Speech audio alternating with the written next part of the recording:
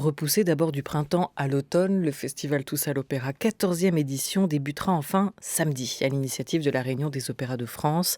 Un programme imaginé dans le cadre de la Journée mondiale de l'opéra. Fermeture des salles avancées, bien sûr, mais un programme respecté pour soutenir la scène et continuer à attirer de nouveaux publics, on l'espère. Bonjour Karine Deher. Bonjour. Merci à vous d'être avec nous. Visite guidée en vrai ou virtuelle, comme à Lyon et à Rennes, des coulisses aux ateliers de costumes, comme à Metz, masterclass et évidemment des concerts, des répétitions, la possibilité aussi, dans certains opéras, de chanter avec le chœur. Ce sera le cas notamment en Lorraine. À vos débuts, vous avez, paraît-il, réalisé un véritable tour de France, chanté sur toutes les scènes. Est-ce que vous avez emporté avec vous un souvenir de chaque lieu où vous êtes passé? À chaque fois, c'était forcément une découverte par rapport à l'acoustique, par exemple, de la salle ou à la beauté aussi du bâtiment. Et c'est vrai qu'à chaque fois que j'arrivais dans une salle, c'était une joie, c'était une découverte. Et j'ai eu beaucoup de chance parce qu'effectivement, je crois que j'ai dû chanter dans exception peut-être dans une salle, mais dans toutes les salles, tous les opéras en France. Quelle est cette exception? L'exception, c'est Limoges, vous Vous allez voyez. recevoir une invitation dans l'heure, Ah bah j'imagine. c'est sûr, non mais il y en a eu, mais après c'est les emplois du temps. Mais en tout cas, non, on a des bâtiments magnifiques quand même. Qu'est-ce que c'est une petite salle et une grande salle? Est-ce que ça se mesure forcément à l'espace ou est-ce qu'il y a d'autres conditions qui entrent en jeu? Alors il y a forcément des conditions si par exemple la salle a un statut national ou pas, ça c'est une évidence. Mais non, il y a la taille il fait vraiment beaucoup, c'est évident.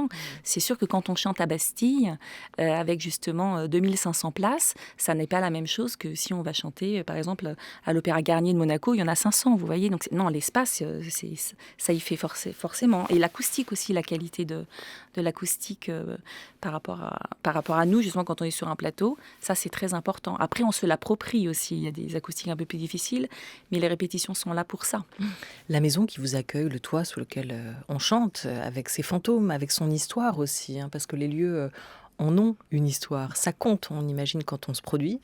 Il y a des salles en dehors de l'acoustique qui ont des bonnes et d'autres des mauvaises vibrations pour vous, Karine Dehay?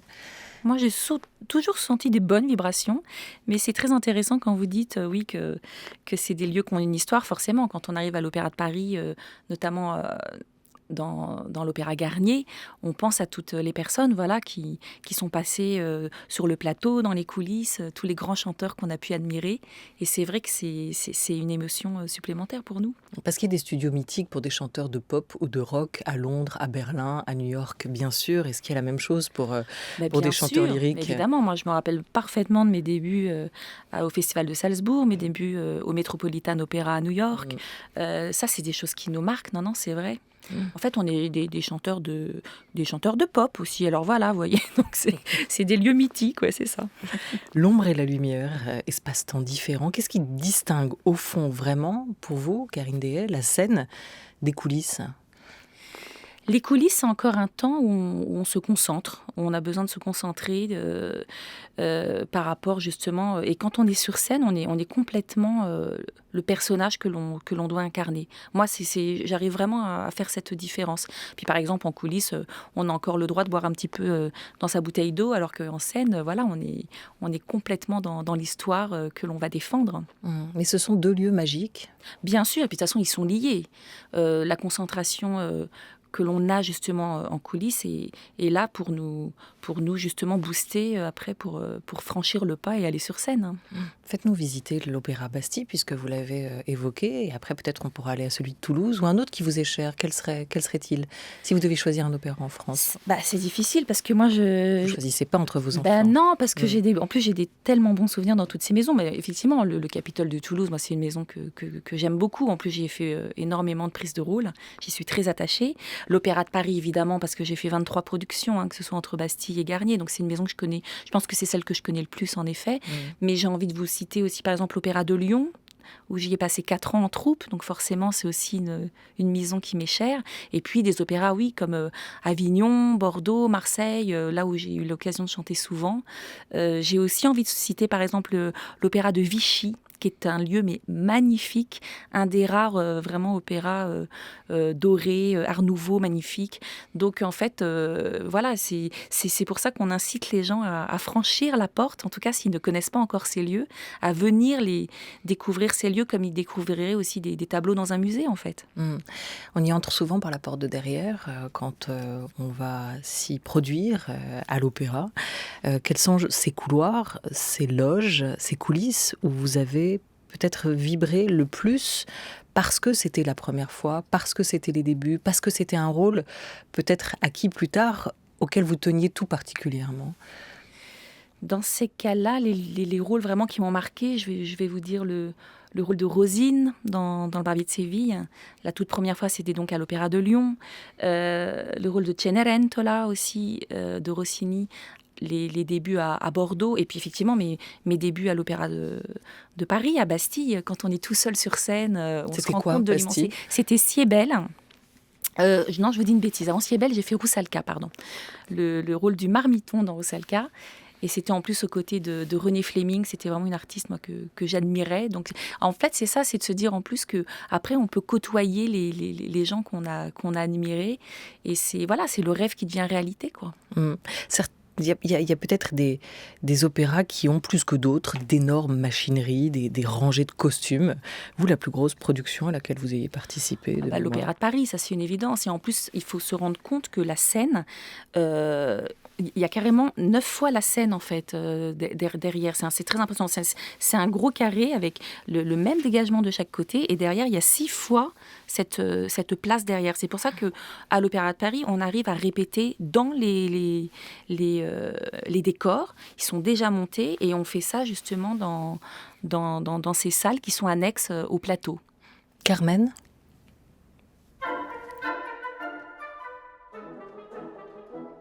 L'amour est enfant de bohème, il n'a jamais connu de loi. Si tu ne m'aimes pas, je t'aime. Si je t'aime, tant pis pour toi, tant pis pour toi, tant pis pour toi. Hasard et fantaisie, ainsi commencent les amours. En voilà pour la veille, oh, pour 6 mois ou pour 8 jours. Un matin sur la route, on trouve l'amour, il est là.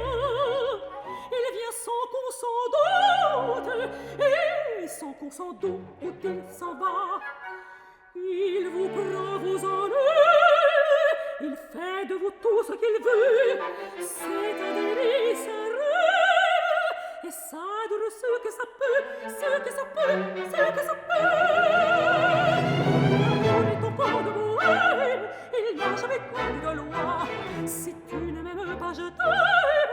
Si je t'aime, tant pis pour toi, tant pis pour toi, tant pis pour toi. L'amour est enfant de bohème qui n'a jamais connu de loi. On ne vous l'apprend pas, extrait de l'album Amoureuse flamme avec des airs d'opéra comme ce Carmen de Bizet. Est-ce que j'ai bien lu que vous avez interprété la première fois en 2016? Pourquoi non. Pour le rôle de Carmen? Oui. Non, la première fois, c'était justement à l'Opéra Bastille. J'ai fait mes débuts en 2012, décembre 2012. Il y a 8 ans. 2016, voilà, c'était à Avignon. C'était ma reprise, vous voyez. Et il y a 8 ans, ça paraît tard quand même aussi dans votre parcours. Non, parce que justement, c'est un rôle, moi je trouve, Carmen, où on doit avoir une maturité, peut-être même plus théâtrale, vous voyez, que vocale. Et moi, j'ai trouvé justement, et en plus de faire cette création dans cette grande salle qui est Bastille, je pense que j'aurais pas pu la faire avant, vous voyez. Donc moi, je pense que le timing était bon de le faire justement à l'approche de la quarantaine. C'est un art de la patience aussi. Bien sûr, parce qu'évidemment, dans ces cas-là, on a tous envie de réaliser ses rêves tout de suite, de chanter tous les rôles tout de suite. Et il faut vraiment savoir dire non. Ça, c'est toujours la chose la plus délicate. Beaucoup de directeurs veulent nous faire plaisir en nous offrant des rôles, mais finalement, des fois, on n'a pas encore l'âge, la voix pour ça, ce qui pourra se faire peut-être 5 ans, 10 ans après. Hein. Mais il faut faire attention, effectivement, est-ce que c'est trop aigu, trop grave, trop large. Donc oui, c'est un art de la patience. Et ce qui est extraordinaire, c'est que la voix évolue en plus. Avec l'âge, j'ai envie de vous dire, c'est comme le vin. ça se bonifie. Et donc, ça nous permet après également d'aborder d'autres rôles. Donc, c'est extraordinaire. Et dire non dans le milieu, c'est pas mal perçu? Non, en tout cas, moi, ça n'a jamais été le cas. Et à chaque fois qu'on a pris ce genre de décision, c'était d'un commun accord avec mon professeur de chant et mon agent. C'est un triangle. Et non, au contraire, il vaut mieux être prudent, faire attention, plutôt que de payer après une prise de rôle qui n'était pas pour soi et de mettre 2 ans ou 3 ans à s'en remettre. Enfin, c'est ça, en fait. Aujourd'hui, vous en êtes où de cette maturité dans la voix? Il y a encore des rôles que vous refusez, que vous mettez de côté, sur le feu, que vous laissez mitonner et que vous prendrez plus tard? Ou est-ce que vous avez pu prendre possession de l'ensemble du répertoire qui vous est dévolu comme mezzo-soprano, en tout cas? En tout cas, c'est vrai que déjà, le répertoire s'est beaucoup étoffé. C'est vrai qu'à chaque fois, je me dis j'ai beaucoup de chance parce que je peux découvrir justement, même par exemple dans un même opéra, des rôles différents. Je pense toujours à l'exemple de Don Giovanni où j'ai fait pendant des années Zerline et ensuite le rôle d'Elvire. Et là, par exemple, en avril prochain au Capitole de Toulouse, j'aborderai pour la première fois le rôle de la comtesse, après avoir fait effectivement pendant une quinzaine d'années le rôle de chérubin. Donc c'est vrai qu'il y a une évolution qui se fait et on découvre en plus l'opéra avec un autre regard, avec un autre personnage. Donc moi je trouve ça très très... c'est une chance, voilà. On va écouter les mots de l'une de vos anciennes professeurs. Elle vous a peut-être appris justement cela, que la voix continue à se développer malgré tout. C'est Régine Crespin. J'ai pris des leçons de chant avec un professeur donc à Nîmes pendant 1 an et demi à peu près. Et au début, ce professeur, évidemment, n'avait pas l'air très emballé. M'a dit « Mon Dieu, je veux bien vous prendre 3 mois à l'essai, mais enfin, je ne pense pas que vous puissiez faire une carrière. » Malgré tout, ma voix s'est développée petit à petit. J'ai continué à travailler. Et en 1946, je me suis présentée au concours organisé par le journal Opéra, Les Belles Voix de France. Et je suis arrivée aux éliminatoires finales à Paris, où j'ai obtenu un premier prix, avec le grand air de Ségur.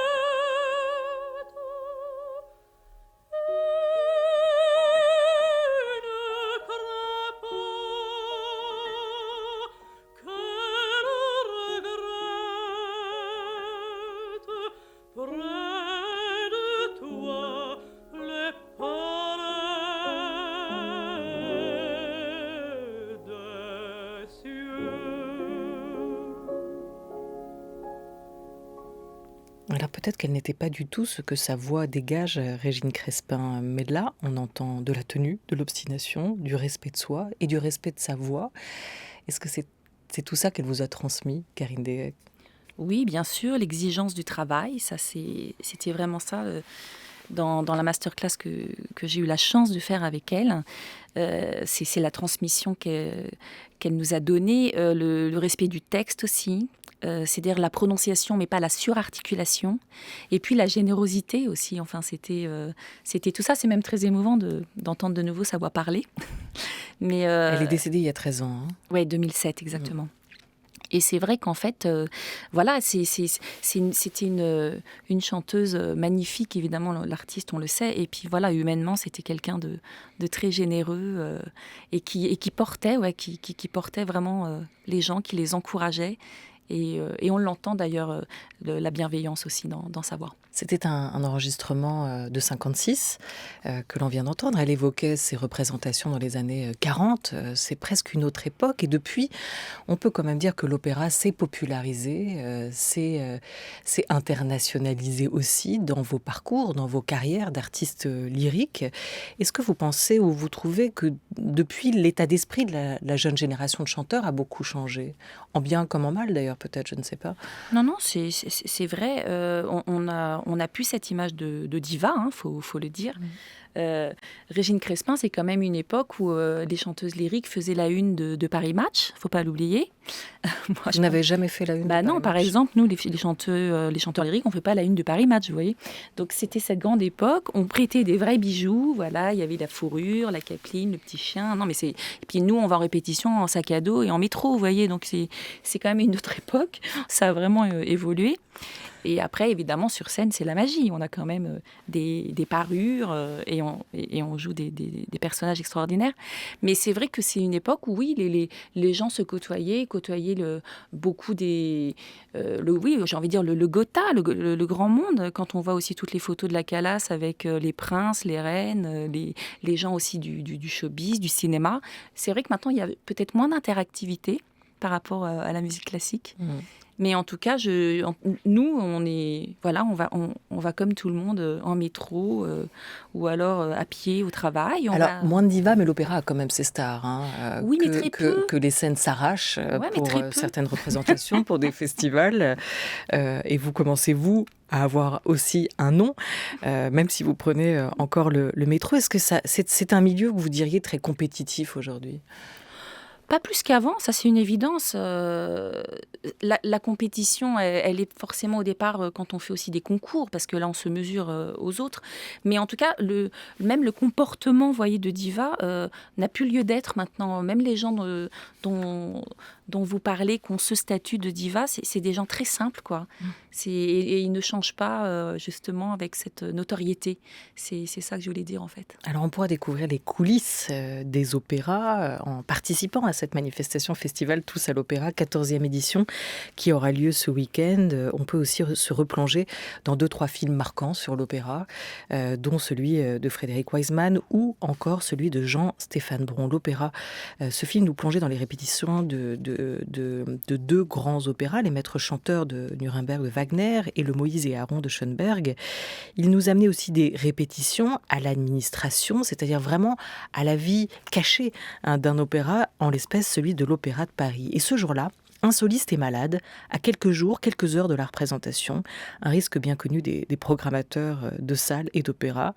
Et le festival de coups de fil va s'accélérer pour essayer de lui trouver un remplaçant au pied levé, c'est-à-dire un chanteur comme lui, avec la même tessiture, qui connaisse le rôle et qui puisse être à Paris dans les 48 heures.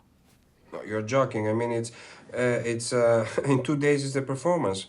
It's Easter tomorrow. Whom am I going to find at that time? And when did this happen? When did you feel feeling like that? Because the other day you sang like a god. I'm a little bit surprised. I mean, I understand, but yes.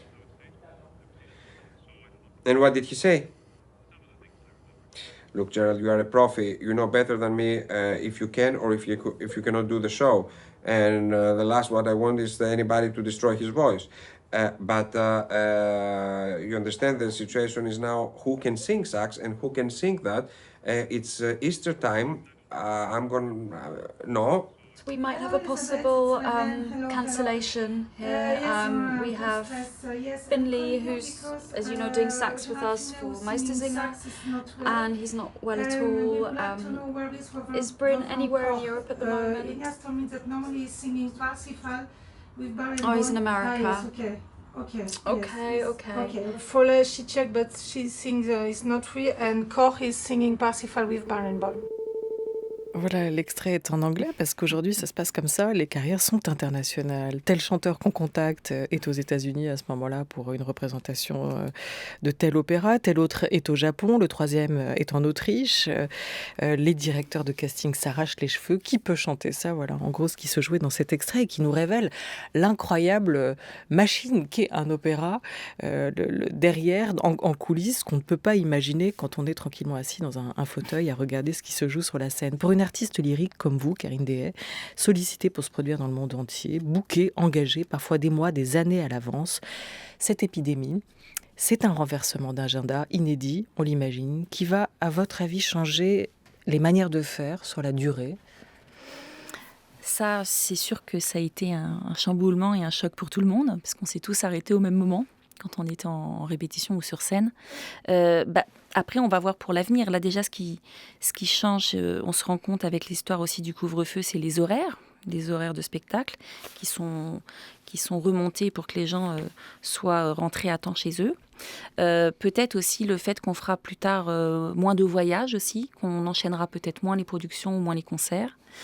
Mais on est tous en tout cas...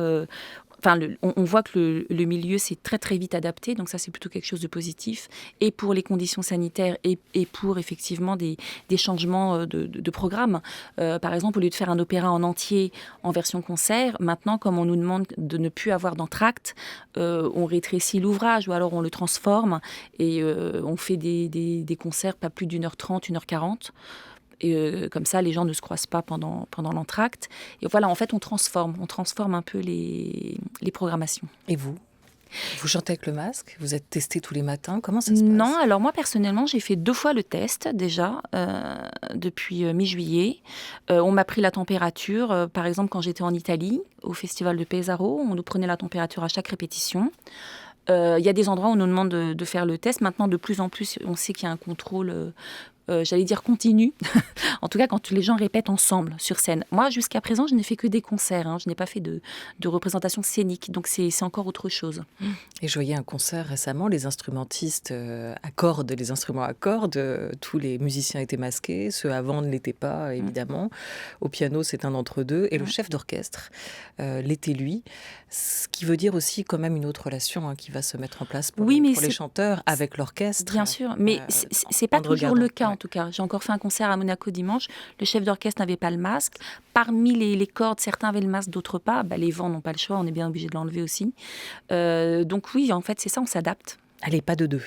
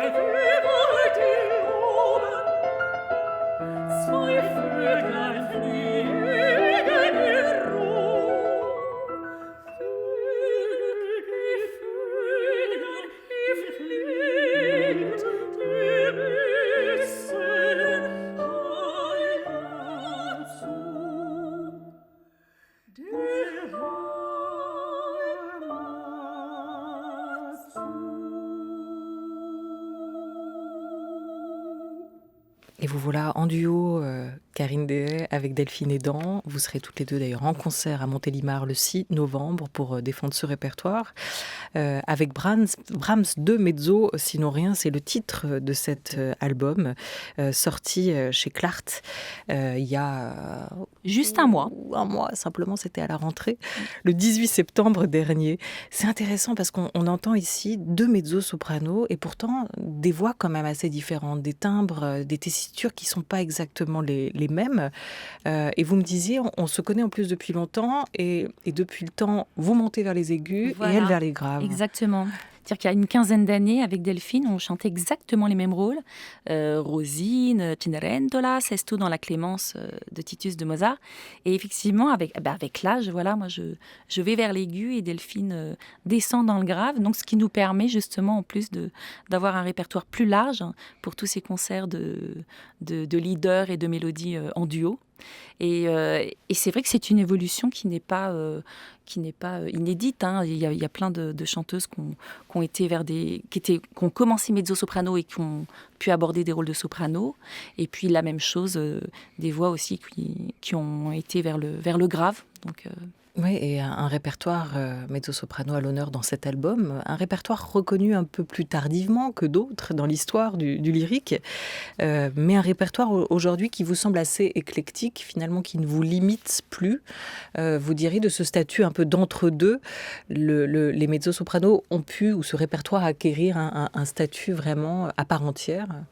oui, et puis c'est vrai que de faire ce genre de concert, moi je l'ai toujours dit, j'adore évidemment incarner un rôle en scène à l'opéra, mais j'aime beaucoup aussi faire de la musique de chambre, donc que ce soit voilà par exemple avec Delphine et un piano, mais on peut faire aussi beaucoup de musique de chambre avec des quatuors à cordes, d'autres instruments. Ça ouvre aussi un répertoire et je trouve que ça nous nourrit aussi pour après ensuite incarner des rôles en scène. Et vous avez collaboré notamment avec l'ensemble Contraste, puis le quatuor Debussy que vous avez rejoint l'an passé. Il y a un autre album qui paraît à la fin du mois, Massenet, Berlioz, Liszt, Duparc, Alexandre Dumas et la musique à l'occasion des 150 ans du monsieur. Vous traduirez ces émotions en chant, en musique également. Vous serez dans le cadre de Tous à l'Opéra, le festival qui aura lieu ce week-end partout en France. Vous, à Paris, à l'amphithéâtre de l'Opéra Bastille, de 16h à 18h ce samedi. Et puis le lendemain, le dimanche, à l'Opéra Comique, mêmes horaires, pour 2 masterclass, pour communiquer votre passion, votre envie, et à inviter une nouvelle génération de chanteurs en herbe à passer le cap. Exactement, et en plus cette année, c'est une belle association qui est faite avec Tous à l'Opéra et le Conservatoire national supérieur de musique, parce qu'il faut savoir que les étudiants qui ont passé leur master au mois de juin l'ont passé en contrôle continu, vous voyez, comme les bacheliers, et n'ont pas eu la chance de se produire en public. Donc là, ils pourront chanter en public. Voilà, marraine, Karine Deshaies, comme dans un conte de fées. Merci à vous d'avoir été avec nous. Merci beaucoup.